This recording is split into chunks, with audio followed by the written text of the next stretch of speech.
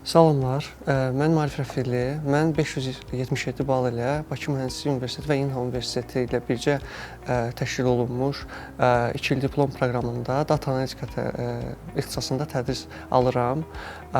Hal-hazırda bizdə yay məktəbi davam edir və bunun əsnasında bizə Koreyadan gəlmiş professorlar dərs tədris edirlər.